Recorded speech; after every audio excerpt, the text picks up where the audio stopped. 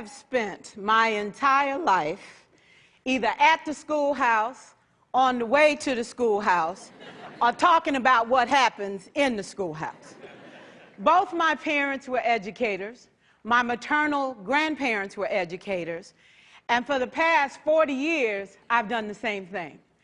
And so needless to say, over those years, I've had a chance to look at education reform from a lot of perspectives.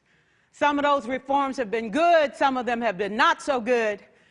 And we know why kids drop out. We know why kids don't learn. It's either poverty, low attendance, negative peer influences.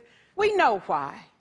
But one of the things that we never discuss, or we rarely discuss, is the value and importance of human connection. Relationships. James Comer says that no significant learning can occur without a significant relationship. George Washington Carver says all learning is understanding relationships. Everyone in this room has been affected by a teacher or an adult.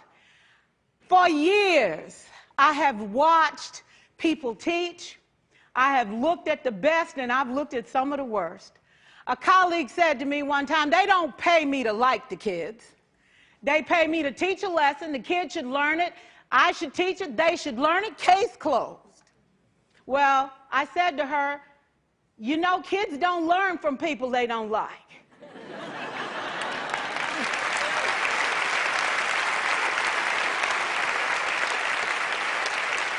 She said, that's just a bunch of hooey. And I said to her, well, your year is going to be long and arduous, dear.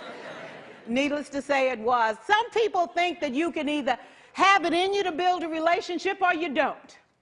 I think Stephen Covey had the right idea. He said you ought to just throw in a few simple things, like seeking first to understand as opposed to being understood. Simple things like apologizing. You ever thought about that? Tell a kid you're sorry, they're in shock.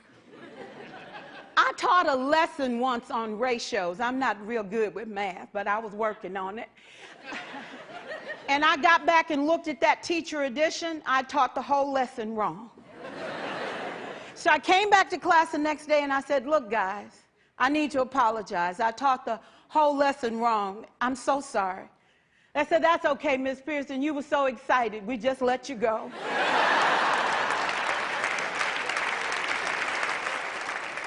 I have had classes that were so low, so academically deficient that I cried. I wondered, how am I going to take this group in 9 months from where they are to where they need to be? And it was difficult. It was awfully hard. How do I raise the self-esteem of a child and his academic achievement at the same time? One year I came up with a bright idea. I told all my students, you were chosen to be in my class. Because I am the best teacher and you are the best students, they put us all together so we could show everybody else how to do it. One of the students said, really? I said, really? We have to show the other classes how to do it. So when we walk down the hall, people will notice us. So you can't make noise, you just have to strut. And I gave him a saying to say, I am somebody. I was somebody when I came. I'll be a better somebody when I leave. I am powerful and I am strong. I deserve the education that I get here. I have things to do, people to impress, and places to go. And they said, yeah. You say it long enough, it starts to be a part of you. And so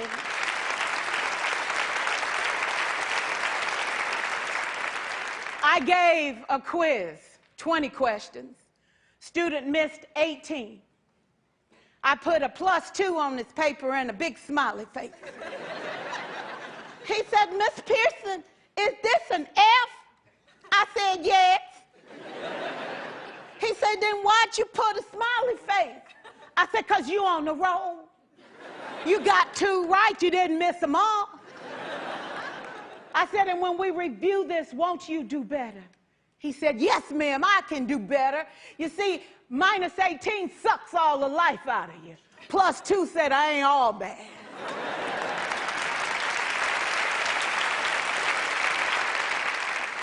4 years, I watched my mother take the time at recess to review, go on home visits in the afternoon, buy combs and brushes and peanut butter and crackers to put in her desk drawer for kids that needed to eat, and a washcloth and some soap for the kids who didn't smell so good. See, it's hard to teach kids who stink. And kids can be cruel. And so she kept those things in her desk, and years later, after she retired, I watched some of those same kids come through and say to her, you know, Miss Walker, you made a difference in my life. You made it work for me. You made me feel like I was somebody when I knew at the bottom I wasn't. And I want you to just see what I've become. And when my mama died 2 years ago at 92, there were so many former students at her funeral. It brought tears to my eyes, not because she was gone, but because she left a legacy of relationships that could never disappear. Can we stand to have more relationships? Absolutely. Will you like all your children? Of course not. And you know your toughest kids are never absent. Never.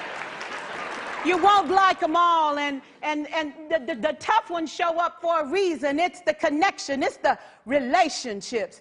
And while you won't like them all, the key is they can never, ever know it. So teachers become great actors and great actresses, and we come to work when we don't feel like it, and we listen to policy that doesn't make sense, and we teach anyway. We teach anyway because that's what we do. Teaching and learning should bring joy. How powerful would our world be if we had kids who were not afraid to take risks, who were not afraid to think, and who had a champion? Every child deserves a champion, an adult who will never give up on them, who understands the power of connection and insists that they become the best that they can possibly be. Is this job tough? You betcha. Oh, God, you betcha. But it is not impossible. We can do this. We're educators. We're born to make a difference. Thank you so much.